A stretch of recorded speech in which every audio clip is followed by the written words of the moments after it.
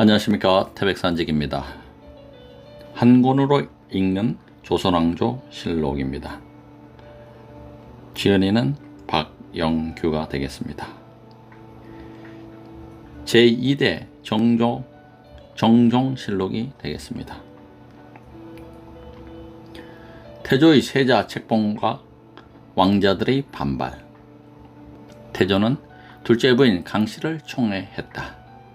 강씨는 젊고 총명했으며 친정이 곤문세가였기에 태조에게 힘이 되어주기도 했다.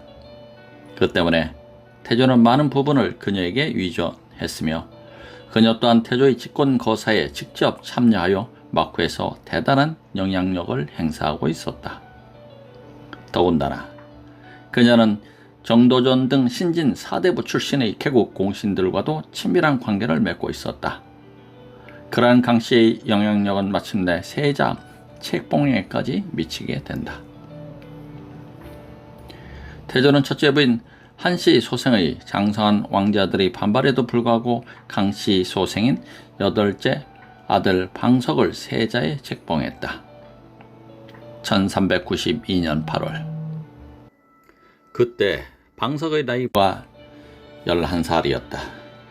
혈기왕성했던 한씨 소생의 아들들은 아버지의 처사에 분개했지만은 어쩔 수 없는 노릇이었다.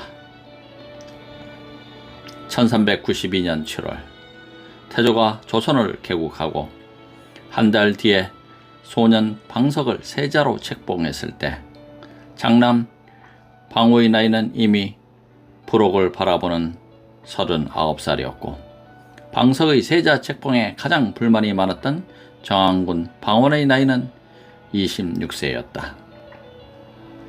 방원은 맏형인 방우를 세자로 책봉해야 한다고 주장했지만 태조는 단호하게 거부했다. 방원은 이화도에서 해군한 이성계에게 개경의 채용부대를 쳐야 한다고 주장했으며 정몽주를 살해해 개국 반대 세력을 제거했는가 하면은 왕대비 안씨를 강압하여 공양왕을 폐위시키고 이성계를 등위시킨 주인공이었다. 따라서 공적을 따진다면 세자 자리는 당연히 방원에게 돌아가야 했지만 조선 개국 후 그에게 돌아온 것은 아무것도 없었다. 오히려 왕후 강씨와 정도전 등 개혁파의 배척으로 군권을 상실하고 개국공신 책록에서도 제외당하는 굴욕을 맛봐야 했다. 그런 가운데 세자 자리마저 강비의 소생인 방석에게 돌아갔던 것이다. 태조는 원래 계비 강씨 요구에 따라 일곱째 아들 방번을 세자로 책봉하려 했다. 하지만 공신인 백응념, 조준 등은 방번이 아직 어리고 자질이 세자에게 적당하지 않기 때문에 방원의 세자 책립을 주장하였다. 그러나 태조는 방범 대신 방석을 세자로 책봉하고 정도전으로 하여금 세자를 가르치도록 했다. 태조와 강비 그리고 정도전의 방원에 대한 지나친 경계, 냉대 이것이 화근이 되어 조선 왕조는 개국 초장부터 피비린내 나는 살육전을 감내해야 했던 것이다. 제1차 왕자의 난. 1398년 무인년 8월 25일 방원을 비롯한 신의 왕후 한씨 소생 왕자들이 사병을 동원하여 정도전 남은 심효생 등과 반대편 세력을 불의에 습격하여 살해하고 세자 방석과 그의 동벽형 방번을 죽인 사건이 발생했다. 이 사건을 제1차 왕자의 난, 방원의 난 또는 무인 정사 정도전의 난이라고 한다. 조선 건국 이후 개국 공신들의 지위는 급격히 상승되었다.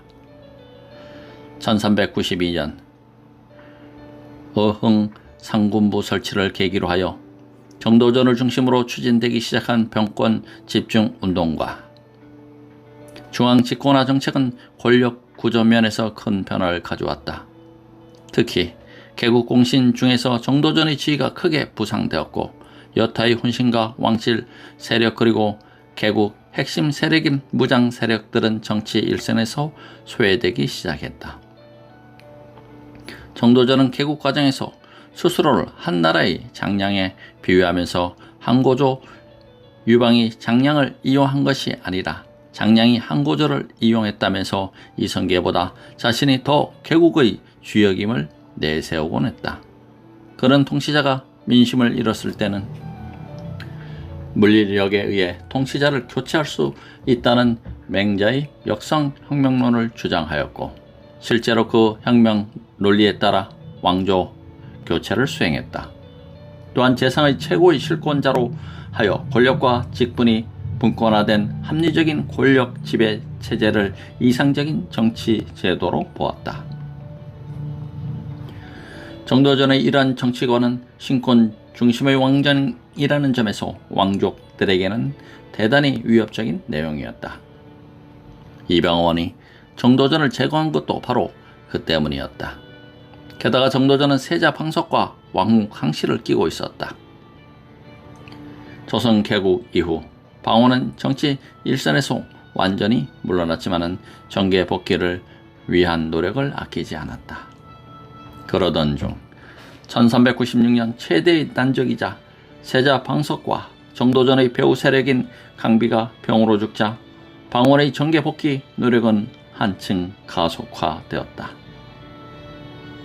그러나 그가 꾸준히 병권 집중 운동을 벌여오던 정도전 일파는 1398년 이른바 진법 훈련 강화를 내세우며 왕족들이 거느리고 있던 사병을 해체해야 한다고 주장한다. 이 과정에서 방원과 정도전의 대립은 불가피해졌다. 정도전은 왕족들이 사병을 통수하고 있는 한 병권이 정부로 모아줄 수 없다고 보았고 방원은 사병을 잃을 경우 완전히 힘을 빼앗기고 말 처지였다. 말하자면 사병은 방원의 마지막 보루였던 셈이고 정도전은 사병만 해체되면 정적의 기세를 완전히 제거하는 셈이었다. 상황이 여기까지 이르자 방원은 극약 처방을 내렸다. 한시 소생의 왕자들은 세자 책봉 문제로 불만이 팽배해진 상태였고 게다가 계모 강씨마저 이미 죽고 없는 상황이었다.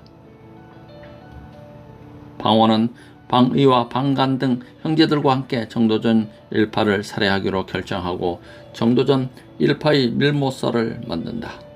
즉 정도전, 남은, 심효생 등이 밀모하여 태조의 병세가 유독하다고 속이고 왕자들을 궁중으로 불러들인 후 일거에 한시 소상의 왕자들을 살육할 계획을 세우고 있다는 내용이었다. 방원은 이것을 미연에 방지한다는 명목으로 사병을 동원 정도전 일파를 급습해 살해하고 세자 방석은 폐위하여 기양 보냈다가 방석의 동복형 방번과 함께 죽여버렸다. 태조는 이때 병중이어서 내막을 정확하게 파악하지 못했다. 드럽게 방번, 방석 형제가 살해당한 사실을 알고는 무척 상심하여 왕위를 내놓고 말았다.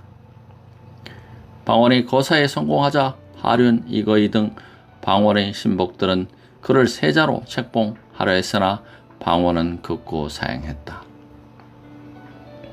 이에 따라 장남인 방우가 1393년에 이미 병사하고 없었기에 방원의 뜻에 따라 둘째인 방과가 세자에 책봉되고 곧 왕위를 이었다. 방과가 비록 세자에게 책봉되고 곧 왕위를 넘겨받긴 했지만 실권은 방원에게 있었다. 방원 일파는 정종 즉위후 정사공신에 서운되었으며 또한 정치적 실권을 장악하여 병권 집중과 중앙집권 체제의 강화를 위한 제도 개혁을 추진하게 되었다. 방원은 정도전에게 병권이 집중되는 것을 막기 위해 그를 제거했지만 자신의 권력을 잡자 권력 강화를 위해서 왕족들의 사병을 혁파할 필요성을 느끼게 되었고 훗날 이것이 제2차 왕자의 난을 유발시키는 요인이 되었던 것이다. 정종의 등극과 퇴위. 1357년에서 1419년까지 살았으며 재위 기간은 1398년 9월부터 1400년 11월 2년 2개월이다. 왕자의 난으로 방석과 방번 형제가 살해당했다는 소식을 들은 태조는 그 다음 달인 1398년 9월 둘째 아들 방과에게 왕위를 넘겨주고 상왕으로 물러났고, 방과는 둘째 방원의 뜻에 따라 조선 2대 왕으로 등극했다. 영왕군 방과는 원래 왕위에 뜻이 없었다. 세자 책봉 문제가 제기되었을 때도 그는 당초부터 대의를 주장하고 개국하여 오늘에 이르기까지 업적은 모두 정왕군 방원의 공로에 있는데 내가 어찌 세자가 될 수 있느냐고 반문하여 세자 되기를 굳고 사양했다. 그러나 방원의 양보와 권유로 세자로 책봉되었고 1개월 후에 태조가 물러나면서 왕위에 올랐다. 태조가 물러난 것은 자위보다는 타의에 의한 면이 짙다. 이미 조정은 방원의 세력이 포진해 있었고 태조는 와병 중이어서 어떻게 해볼 도리가 없었다. 방원의 양보로 즉위한 정종이 비록 왕자에 있긴 했으나 권력이 방원의 손에 집중되어 있었기 때문에 정종조 때의 정치는 거의 정왕군 방원의 뜻에 따라 진행되었다. 1399년 한양은 지형에 문제가 있다 하여 수도를 다시 개경으로 옮겨갔으며 같은 해 8월 풍경금지법을 제정, 관인이 왕족과 외척들에게 의존하는 것을 금지하여 권력을 가진 귀족들의 힘을 약화시켰다. 그 후 제2차 왕자의 난이 일어나자 방원을 세제, 왕이 계승자로 결정된 동생을 일컬음 책봉하였고 그의 왕족 및 권력가들의 사병을 혁파하고 병권을 상군부로 집중시켰다. 또한 도평의 사사를 의정부로 고치고 중추원을 상군부로 고치면서 상군부에 직을 두고 있는 자는 의정부에 합자하지 못하게 해 정부와 군정을 분리시켰다. 이런 일련의 개혁은 왕권 강화를 위한 것으로 모두 방원의 영향력 하에서 이루어졌다. 1399년 3월에는 집현전을 설치하여 장소와 경적의 강론을 담당하게 했으며 5월에는 태조 때 완성된 향약 재생 집성방을 편찬하였고 이듬해 6월에는 노비 변정 도감을 설치하여 노비 변속을 관리했다. 정종은 제위시에 정무보다는 격구 등의 오락에 탐닉했는데 이는 그 나름의 보신책이었다. 이런 보신책 덕분에 정종은 방원과의 우애를 그대로 유지할 수 있었다. 그리고 1400년 11월 마침내 방원에게 왕자를 양해하고 상왕으로 물러났다. 상왕으로 물러나는 것은 그의 정비 정한 왕후의 간절한 바람이기도 했다. 그것이 현실적으로 목숨을 유지하는 유일한 길이었기 때문이다.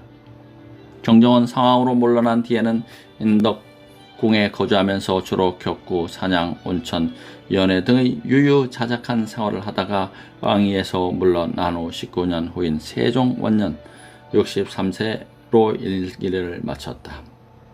그는 죽은 후에도 오랫동안 묘호도 없이 공정대왕으로 불리다가 1681년 숙종 7년에 비로소 정종이라는 묘호를 받았다. 그의 능은 후능으로 개성시 판문군 연정리에 있으며 정왕왕후 김씨와 함께 묻혀 있다. 정종의 묘가 숙종대에 와서 정해진 것은 능이 일반 왕족들이 묻히는 개성시 판문군에 있는 점으로 미뤄볼 때 그는 조선 중기까지 왕으로 대우를 받지 못한 듯하다. 정종은 정한 왕후 김씨를 포함해 총 8명의 부인에게서 15명의 아들과 8명의 딸을 두었다. 야사에는 정종에게 왕자를 내주라고 공고한 사람은 정한 왕후 김씨라고 한다. 김씨는 정종이 왕위를 더 오래 유지하고 있다가는 방원에게 죽음을 당할 수 있다는 생각에 잠자리에서 정종에게 그만 물러날 것을 공고했고, 정종 역시 그녀의 생각과 같았기에 공고받은 바로 다음날 왕위에서 물러났다고 한다.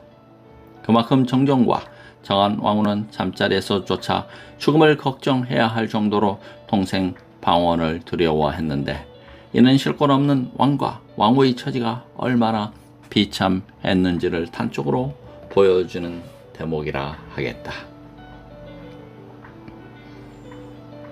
정종실록 편찬 경위.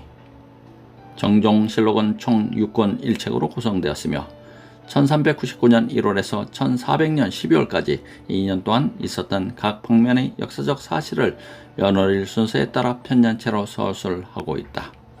원래 명칭은 공정왕실록이며 숙종 때 정종이라는 묘호가 정해진 뒤에 비로소 정종실록으로 불리게 되었다. 현재 다른 실록과 함께 국보 151호로 지정되어 있다. 1422년 세종 4년 태종이 죽자 이듬해 12월 세종은 공정왕과 태종의 양조실록을 수찬하라고 지시하고 사관들에게 사초를 제출하라고 명했다. 사초 제출 기한은 한성에 있는 자는 그해 2월까지, 경기도 등 중부권에 있는 자는 3월까지, 그리고 경상도, 전라도, 평안, 한경도에 있는 자는 4월까지 제출토록 하였다. 편찬자금은 1423년 3월에부터 시작되어 3년 뒤인 1426년 8월에 공정왕 실록이 먼저 완성되었다. 편찬 장소는 동부 연희방에 있는 덕흥사 내에 마련한 사국이었으며 책임자는 변계량과 윤회였다. 하지만 1430년 변계량이 사망하자 자의정 황희와 우의정 맹사성이 가담하였다. 그 뒤 1438년 변계량이 지은 헌능 비문 가운데 두 번에 걸친 왕자의 난에 대한 기술에 문제가 있다는 지적이 있자 세종은 이를 개수하도록 하여 1442년에 개수 작업이 완료되었다. 공정왕실록은 7년 동안의 작업 끝에 1431년 태조실록, 태종실록과 함께 충주 사고에 봉안되었고 1445년 3부를 더 필사하여 신설한 전주, 성주 사고에 추가 봉안되었다. 정종시대의 세계 약사. 정종시대의 세계 주요 사건을 살펴보면 중국에서는 삼국지혜인을 지었던 나관중이 71세의 일기로 세상을 떠났고 1400년, 또 이에 캔터버리 이야기의 저자 영국의 초서도 61세를 일기로 세상을 떠났던 해였다. 한 권으로 보는 조선왕조실록 박영규 작가 작품이었습니다. 태백산 지기와 함께 해주셔서 대단히 감사합니다. 정종실록편을 마치도록 하겠습니다. 감사합니다.